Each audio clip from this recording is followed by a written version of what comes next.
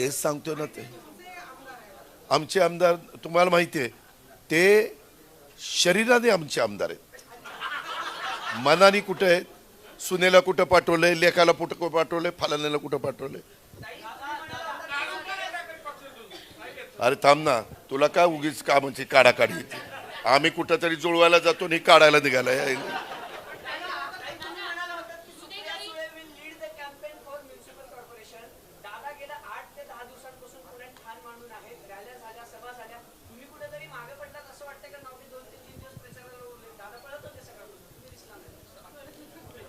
तिनं मला सांगितलं, दादा तू मोठा भाऊ आहेस, तू पळायचं, मी तुझ्या मागे आहेच.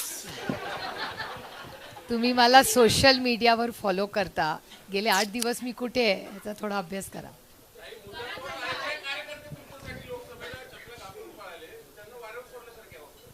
कुणाला वाऱ्यावर सोडलंय मी? माझ्या मतदारसंघातले अर्धे बीजेपीने घेतलेत.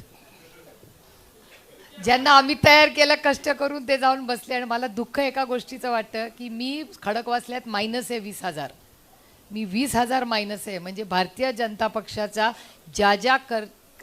ज्यांनी कष्ट केले मला मायनस करायला, ते खरं मेरिटमधले स्टुडंट्स आहेत, त्यांना मागे ठेवून ज्यांनी मला प्लस केलं आहे त्यांना भारतीय जनता पक्षाने घेतलं आहे.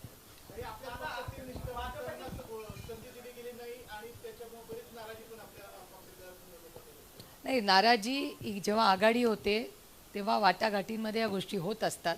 पण राष्ट्रवादी काँग्रेस दोन्ही पक्ष हा हे नेते केंद्रबिंदू नाही आहेत, हे आमचे सगळे कार्यकर्ते केंद्रबिंदू. एखादा दुखावला गेला असेल तर त्याच्याबरोबर जाऊन मार्ग काढून त्याचं करिअर जास्त कसं पुढे जाईल ह्याची सगळी जबाबदारी, जसे हे हमीपत्र आहे तसं तेही आमचं हमीपत्र आहे पक्षाचं.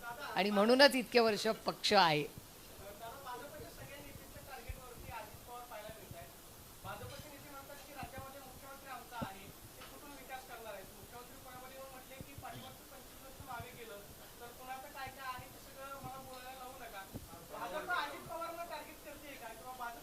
हो का?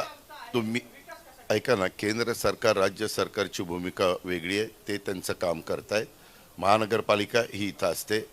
तुम्हाला आठवत असेल पत्रकार मित्रांनो, 1992 ते 2017 ह्या काळामध्ये पिंपरी चिंचवड महानगरपालिकेचा विकास करून मी दाखवला की नाही?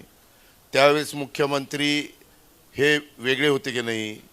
ते जे पक्षाचे मुख्यमंत्री असायचे त्यांच्या विरोधात मी महानगरपालिका लढलो होतो की नाही? हो किंवा नाही सांग?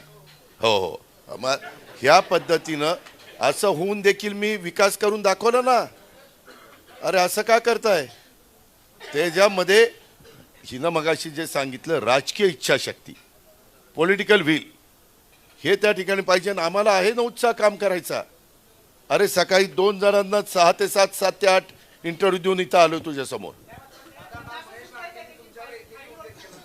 हा, अरे तो मोठा नेता आहे, मोठ्या नेत्याने छोट्या नेत्याला एकेरीच बोलायचं असतं. तुला माहिती नाही? आपण आपल्या मुलांना किंवा खालच्या गडी माणसाला, अहो या बसा, पाणी आणून देता का हो, असं नाही, हे पाणी आणून दे.